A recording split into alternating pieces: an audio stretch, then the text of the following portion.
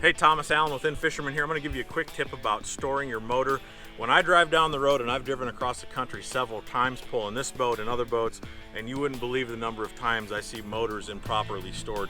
Especially in an aluminum boat where there's possibly wood in the transom, you need to support this motor. The bigger the motor, the more support it needs, and there are some very simple products out there that will do the job for you.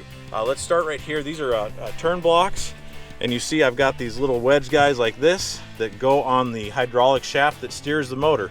So all I got to do is make sure it's straight, click those on there, and they're going to stay while you're driving. That way the motor doesn't shift side to side while you're driving. So there's two. I'm going to pull them both off. There's one. There's the other one. Super handy. I think it's like 15 bucks at TH Marine.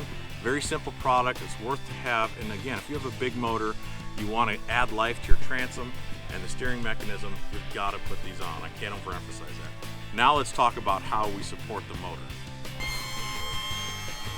In the great state of Minnesota, whenever we're done fishing, we need to drop the motor all the way down, drain out any water that's in there. This is a technique to help reduce the spread of invasive species. You should be doing it in every state, especially if you're living or boating in an area where it freezes. The water comes out the bottom of the motor. When you're done with a big motor, this is a Yamaha 250 show. It's heavy, a lot of weight on the transom. And when you're driving down the road, you need to have it on some sort of stilt or support. This is a motor supporter stilt. They're called motor sticks. Very simple, they slide over the hydraulic shaft. So you're gonna trim that up. Here, look, these even work for Mercury, Honda, even other brands. Obviously you want to line this up with Yamaha in this case. Go up far enough, slide on one,